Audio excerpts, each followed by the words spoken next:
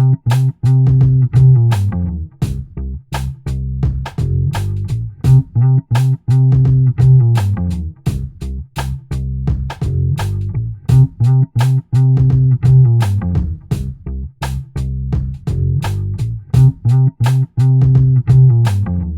on? Oh, there she I'm is. here. Okay, there you go. Look at this. I've got Judy and John Gamache and Judy Laster from the Woods Hole Film Festival. Their 31st season begins Saturday, July 30th, and will last an entire week till August 6th. Right? Yes.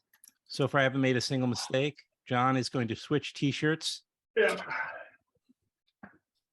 Maybe, oh, I like your t-shirts. Maybe I can order one. We can talk. It's nice to see you both. How's your sound, John? I think I'm good now. Okay, good. Well, what you been doing, John, since the last time I talked to you? Start with the next day. The next day, I continued driving down the west coast of Norway, and then Yeah, broke left and right. headed home. Yeah, Hopped over a puddle and got I home. think, yeah, we did the interview last year from the side of the road and some Oh, I think I remember tiny this little vaguely. glacier. Well, is the opening night film Sarah Doze's film? Is that the opening night film? One of them. Okay. You don't have a proper opening night film per se? We don't do anything really proper per se. We actually have a film that's showing 2 nights before the festival starts. It's a special screening. Oh, okay. But yeah, I mean, we have, we don't have like we're what we consider sort of no rope lines film festival. And so we try and schedule films with a variety of things in mind, Sure. but we don't just ever have one film on a specific day. I understand. Okay. Well, I kind of like it. I like that. I mean, I was talking to Karen Allen and William Sadler as I will be, as I do rather. And they mentioned that their film, A Stage of Twilight, is the closing night film. But maybe it's just that just happens to be screening on the closing night. You know what I'm saying? Like if you don't use those terms, I don't know. But anyway, doesn't matter. Yeah. Go to the Woods Hole Film Festival and see lots of films. I mean, right? You would think 8 days is a long time to program films. Yeah. But it actually isn't, unfortunately. So we can't ever really just focus on one film. Otherwise, we just don't have enough screen space. And that's in large part too, because most of our screenings happen from the afternoon forward. Right. And and there, how many facilities do you screen in? This year, John? Yeah, so we have this year technically, 4.5. We have 2 in the village of Woods Hole. Falmouth Academy is a venue. We use 2 different spaces, but not concurrently. And then Katuitt Center for the Arts is a venue we started using last year. And we are continuing that relationship this year. Okay. And the other 2 are pretty close together, right in the downtown area. Yeah, Redfield Auditorium and Clapp Auditorium are just a few blocks away here, right down on Water Street in downtown. Right. And the Redfield's the bigger, I assume? Clapp is actually the largest venue, but we consider Redfield kind of our main, because it is where we do screenings every day. We have the most screenings in Redfield. The thing I think that's a little bit different about us than other festivals is that all of our venues none of them are actual movie theaters.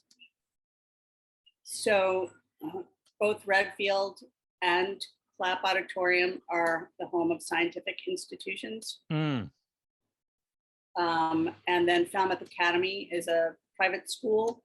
Katuitt Center for the Arts is a multi-art space.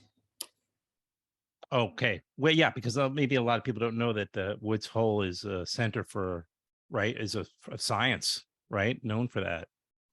It is. We are the home of the Woods Hole Oceanographic Institution, the Marine Biological Laboratory, the National Marine Fisheries Service, the U.S. Geological Survey, Woodwell Research Center. And so a lot of people come here from around the world throughout the year to do science, to take classes, to participate in the things that happen here. A lot of the science institutions focus on ocean-related science, including climate. And so that's why, our relationship with scientific institutions also helps to inform our programming. And when possible, we select films that are things that we know would be both of interest to this community, but that are also of this community, if that makes sense. Well, that definitely makes a lot of sense to do that. By the way, do you know the name Matthew Barton? Of course. Mhm. Okay. Next, We saw Matt today. oh yeah? Yeah, we were popping by Redfield, and he just kind of burst through the doors right after we got there, and he mentioned, "Oh yeah, they were talking to you. Are we?" Oh, you did? Oh, okay. Because Because I was going to sort of just surprise and say that he's my childhood chum. yes, We grew up together. Well, Matt, I'm sure he would tell you the story of when we helped to redo Redfield Auditorium and make it a screening venue that has a digital projector and has a proper film screen. And he was right in the midst of all of that. And if he hadn't quit, then he would never quit, because that was such a project. Well, it's an auditorium that the scientific community uses. And for us to be able to do that, we had to take into consideration how they use the auditorium, but then also the screen had to be brought in specifically for that space. And I think to this day, the company that installed the screen, they had to install it 5 times before it worked. Well, could be. They I might can see never why work. that might get a little bit trying on one's nerves. Yes. Yeah. Yeah. But the point that I'm trying to make, though, is that we really work with all of our venues on a long-term basis. Even though we don't have movie theaters per se, we work with them to make sure that the screening experience is as good as we can make it within the context of the fact that they are working science institutions. And so it's kind of a great thing. And that's also what makes us probably different from a lot of festivals, in that we are integrated with many different kind of partners. Right. And so when people come here to show their films, like for example, this year, After Antarctica is a film made by Tasha Van Zandt, who's our filmmaker in residence. We have a filmmaker in residence every year. And that film is about Will Steger, who is one of the most well-known Arctic polar explorers anywhere. And so he'll be coming here with that film. And during the festival, he's going to participate in a panel discussion with both of Tasha and the filmmakers of Exposure and The Lake at the Bottom of the World about making films in extreme locations. And we're also making sure that while he's here, he connects with people from the Woods Hole Oceanographic Institution, because what he does is directly related to what they do. Sure. Well, that's really fascinating. And was there a point where you were was Woods Hole? I mean, it's been around for 30 years, and Judy, you've been there, it sounds like, from the start. You're a founder of the festival, right? Yeah. In addition to being executive director of the festival. Did it start off as a different type of festival and sort of slowly over time intentionally become integrated into a more, let's say, conventional film festival? So we started off as a 1-day, 1-hour event at our original venue, which is the Old Woods Hole Fire Station. And from day one, it was hot, it was sweaty, and it was packed. So in that respect, nothing has changed. We showed 5 short films. And the reason that we started the festival is because a friend of mine who I grew up with here and I had both made films that we wanted to show to our friends. Why else do people start film festivals, right? And back in those days, there were no other film festivals. There were very few film festivals at all. Back in the day, that's very true. Not like today. New England, Sundance was like about 10 years old. People were just saying, film festival. There was an article in the New York Times about this thing called the Sundance Film Festival. So we decided we were going to create the East Coast version of the Sundance Film Festival, because why not? Lofty goals. Right. But over time, it just grew. People discovered us.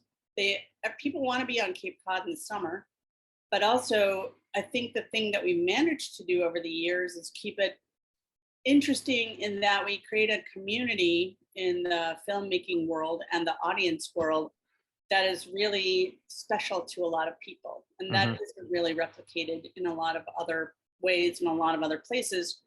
That's partly because of the geography of Woods Hole being a small village. I mean, you walk out of our office, you walk out of the venues, you're on Water Street, you're going to see people and you're going to talk to people. And so, you know, although the length and the scope of the festival has changed, the general character of it, I don't think has. And John, you know, who's been here for close to 10 years now, I mean, he's integrated into the community, and we both work really hard to make sure, and John, you want to probably talk about this a bit, that the filmmaker experience when people come here is one that they're going to feel like they're respected as a filmmaker, and their experience coming here is something that they're going to leave here having felt better for being here. Yeah, John, speak up. Unmuted. Muted. I'll never stop making that mistake. Yeah, so I think one of the things that really sets this film festival, I would say, apart, but it makes it a little unique for filmmakers is, besides it's a perfect storm kind of festival, I think, for everybody involved. You know, we are in a beautiful place in the summer.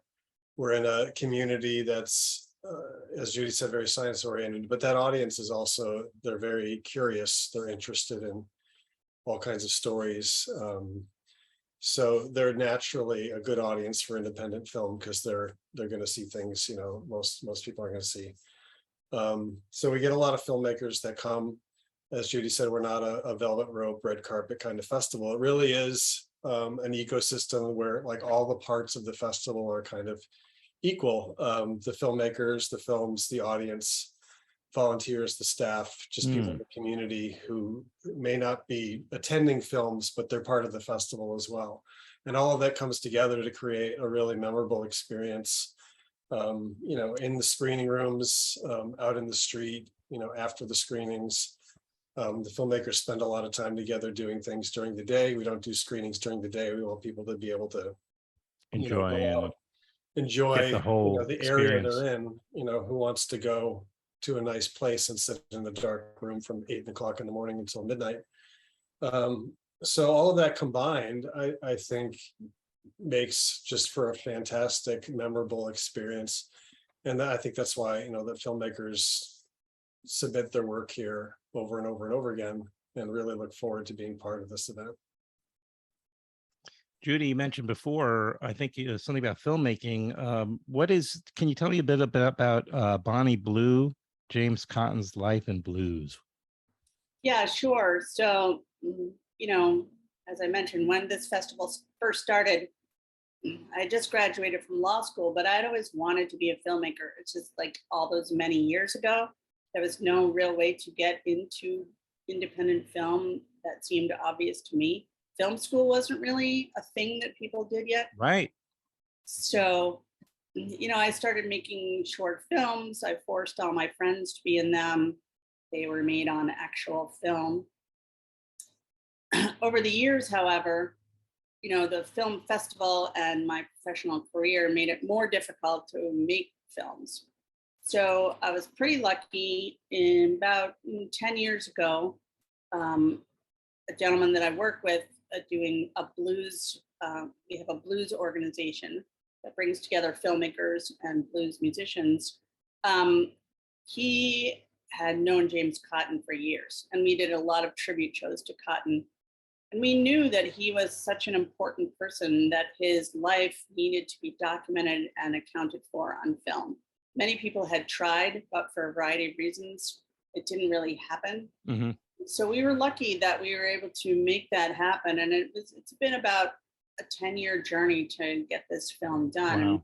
we brought in Bester Cram, who's a director. He started a company called Northern Light Productions. He does a ton of documentary films. Mm-hmm. And together, the three of us made this film. And we were incredibly fortunate that we were a finalist on the Library of Congress Ken Burns Award in 2021. So we finished the film, premiered at the Independent Film Festival of Boston, and now we're in a ton of other festivals. And we're showing it here as a special event screening. It's not part of the festival per se, in Got that it. it's not in competition. Right. But yeah, That would be a little bit tricky to pull off. Yeah. so that Especially if you win. I would win. Why not? I like the attitude. I like it. But, you know, I mean, the thing that we always try and do is make room for films that we also know that our audience would like, not just science films, films of all kinds and all types. And we've always had films that have a music aspect to them as part of the festival. Mm-hmm. But what I was Right, and- also going to say, just following up on what John said earlier, is, you know, we have at least 40 to 50 films submitted each year by alumni filmmakers. And, you know, we love to see the work that they make with their next films. Sure. And encourage people to come back. Well, yeah, it's a wonderful thing. It's a nice byproduct of having an organization like yours, and maybe even like what I do on a smaller scale, where I can just keep bringing people back, and it could create a community around what it's really special, you know. Well, and I think that's a really good point, which is that community is, you know, obviously we focus on film, but really community is what we also do. And we never know every year what the festival is going to look like. But we do know what we aspire to create.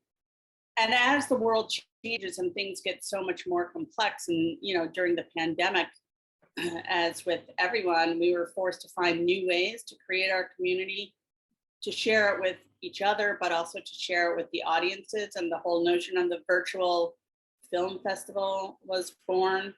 But, you know, and that was great that we were able to do that, and we'll continue doing it, but it does not replace the in-person experience.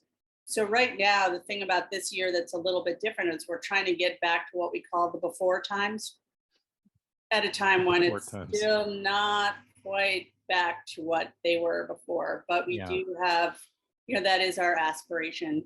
And as film festivals change, as the film world changes, the way people consume films, the way people get to see them, I'm not going to say that we're a throwback, because we're not, but we still believe in the experience of people being together to see something. Yeah, no, I mean, there filmmakers getting together among themselves, filmmakers meeting their audiences, audiences meeting their other audience members, audiences meeting festival staff. I mean, there are so many special things that only happen during a film festival. It's why you have, as you described earlier, you know, these this wonderful you know, these wonderful moments, because a festival is you can't obviously try to recreate it virtually, so what you're going to get at home is something very different. And then when you have a special, very unique setting, as you do in your neck of the woods, it only makes it that much more of a special experience, unique experience. So and people come back to us years later, talking about films they've seen, or people that they met, and these experiences, you know, can be life-changing. Somebody a bunch of years ago told me about a documentary she saw here about Lyme disease. And she said, after seeing that film, she went right out and got Lyme disease right? I know. She was trying to be the cool kid. She told her brother about it, and he had been having symptoms of Lyme disease, but didn't know what it was called. And she said that film basically saved his life. Amazing. Yeah. So. Yeah. That happened. Well, that's literally a life-changing story. I mean, I thought you're getting a metaphorical, but you weren't. You were. Well, and one thing that we do hope too is like in this time that we're in, we also create space for films that tell stories that people would not know about otherwise. That really can be life changing as well. And it's not that everything here is serious because, we're definitely not just serious. We do have a lot of kind of quirky films. We have a quirky sense of humor and sensibility. And, John might want to talk about some of the shorts that are programmed or some of the quirky features. Thank you. The good setup there, Judy. Doing my job for me. Somebody has to. We do kind of run the gamut of topics and moods and anything else you can Genre. think of. So yeah, so I mean the science films, they bring a lot of our audience in, being where we are, but they are. Oh, right. I see. Woods Hole is a weird place. I've tried to coin this and it just has never stuck, but it's a community, I say, that has arts and smarts. So there's a lot of science. There's a lot of really, really smart people. You'll hear conversations at coffee shops here. You're never going to hear anywhere else in the world. But there's also a very vibrant, creative community, especially in this part of the Cape, too. And a lot of interesting personalities, and this village is no exception. There's just it could be a movie all of itself, but. And the films really, I think, reflect that too. We have a mockumentary about a riot girl band in San Francisco trying to reform after 20 years, kind of along the lines of Spinal Tap, kind of a thing. So, people can see there's kind of something for everybody, as they say. But a lot of these films, no matter how sort of strange and diverse they are, will also be attractive to the same audience and the same person too. Like I said, I think we have a really fun audience. They really enjoy kind of everything. Like I said, they're sort of naturally curious, they're naturally creative, and right.